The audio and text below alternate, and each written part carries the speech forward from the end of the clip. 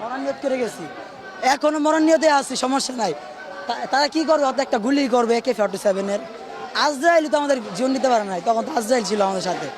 তো একটা গুলি খাওয়ার যত হয়ে গেছে, আরেকটা গুলি খাইলাম ইনশাল্লাহ। আল্লাহর কাছে শুক্রিয়া, আমি যে শহীদ হইতে পারি আল্লাহর কাছে অনেক শুক্রিয়া।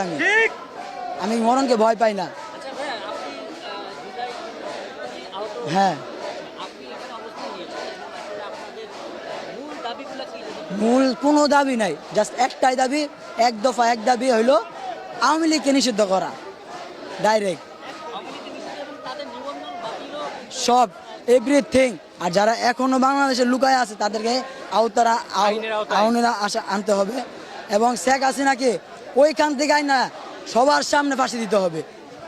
এটাই আমাদের ইয়া, কারণ আমাদের সরকার হলো ডক্টর ইউনূস, তারা কিন্তু আমাদের রক্ত দিয়ে বসছে। বাসভবনের সামনে কিন্তু অবস্থান নিয়েছেন। হ্যাঁ হ্যাঁ, প্রধান উপদেষ্টার কাছে আপনাদের আসলে কি দাবি? দাবি একটাই, সে আমাদেরকে প্রেজের সামনে বলবে, প্রেজের সামনে বলবে যে আমি আওয়ামী লীগকে একবার নিশ্চিত ঘোষণা করতেছি, আওয়ামী লীগের কোনো রূপ এই বাংলাদেশে জন্ম হবে না। আর যদি হতে হয় আমাদের রক্তের উপরে দিয়া ওই আওয়ামী লীগ আসতে হবে।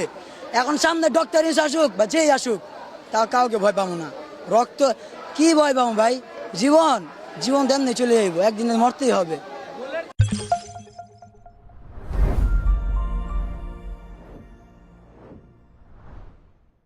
মরণ নিয়ত করে গেছি, এখনো মরণ নিয়তে আছি, সমস্যা নাই।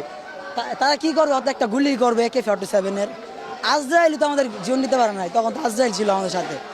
তো একটা গুলি খাওয়ার যত হয়ে গেছে, আরেকটা গুলি খাইলাম ইনশাল্লাহ। আল্লাহর কাছে শুক্রিয়া, আমি যে শহীদ হইতে পারি আল্লাহর কাছে অনেক শুক্রিয়া।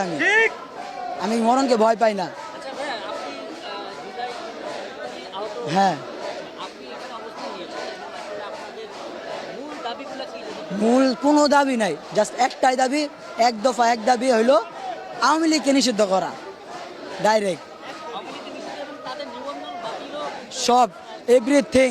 আর যারা এখনো বাংলাদেশে লুকায় আছে তাদেরকে আইনের আনতে হবে, এবং শেখ হাসিনাকে ওইখান থেকে আইনা সবার সামনে ফাঁসি দিতে হবে। এটাই আমাদের ইয়া, কারণ আমাদের সরকার হলো ডক্টর ইউনূস, তারা কিন্তু আমাদের রক্ত দিয়ে বসছে।